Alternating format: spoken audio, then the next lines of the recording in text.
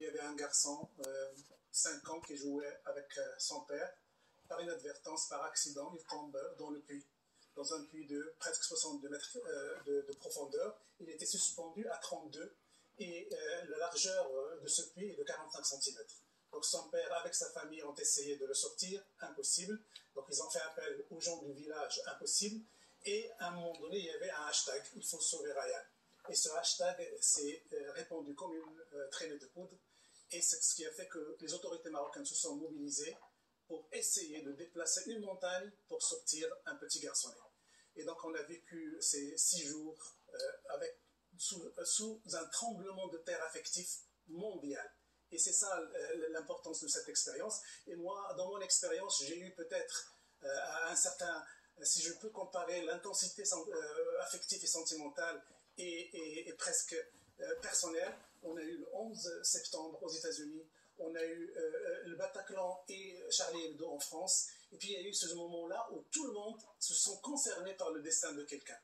Et Ryan a su réunir cette unité sentimentale et affective internationale. La preuve, même le pape en a parlé, les présidents de la République et tout ça. Oui. Alors, c'est mardi vers 14 h que le petit Ryan est tombé dans un puits de plus de 32 mètres de profondeur. Son père est en train de faire réparer. Le père explique alors ce qui s'était passé, exprimait son inquiétude. Regarde. J'étais en train d'essayer de réparer mon puits. Le puits fait 32 mètres de profondeur et il est venu près de moi et il est tombé dans le puits. Tout est allé vite, je ne m'en suis pas rendu compte. J'ai pas dormi, j'ai pas fermé l'œil de la nuit. Il est en bas et moi je suis en haut, je suis déchiré. Sa mère est dans un état inimaginable et moi aussi. Et on espère que d'ici cet après-midi, on aura une bonne nouvelle. La police et les autorités n'ont pas arrêté de nous aider, je les remercie. Ils font leur maximum et l'État nous aide comme ils peuvent. Le peuple marocain entier est avec nous, je suis touché par cette solidarité. Alors immédiatement, l'alerte est donnée, des dizaines de secouristes sont alors dépêchés sur les lieux, mais ces derniers se rendent compte que l'opération sera bien plus délicate que prévu. Le puits ne mesure que 45 cm de large. En son sommet se rétrécit davantage vers le fond. Impossible alors de sortir le petit par le puits. Regardez ce qu'ils ont dû faire pour essayer de l'atteindre. Ryan jouait près de chez lui lorsqu'il est tombé dans ce puits.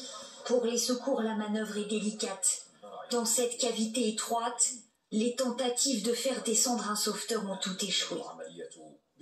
Seule une caméra glissée hier au fond du puits a permis d'entrevoir Ryan vivant. Pour évacuer l'enfant bloqué à 32 mètres de profondeur dans un puits de 45 cm de large, les secours ont entamé une gigantesque opération de déblaiement. Ils s'apprêtent à creuser un tunnel de 3 mètres pour atteindre l'enfant. C'est très dur, hein, les images, hein, insoutenables, vraiment. Ce qui a accentué la douleur marocaine et internationale, c'est que pendant ces journées-là, pendant ces longues journées, on savait que l'enfant était encore vivant, qu'il respirait. Et donc, ça donnait cette souffrance internationale. Insupportable. Et ce qui est, c'est aussi, il faut rajouter un truc, parce que là, on a passé un bon bout de temps à faire pour les réseaux sociaux, à faire du bashing, à les critiquer, parce qu'ils charrient la parole raciste, la parole antisémite, ils charrient beaucoup de choses qui ne sont pas forcément positives.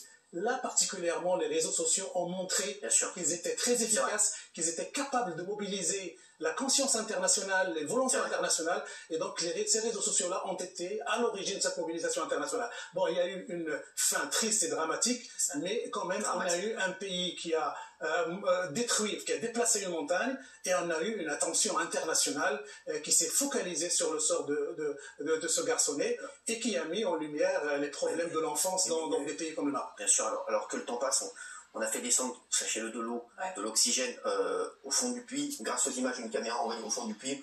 Ce que vous disiez, on apercevait le petit garçon, affaibli mais toujours en vie. Les images sont très dures. Vraiment, c'est insupportable, hein. Oui, Valérie. Mais moi, alors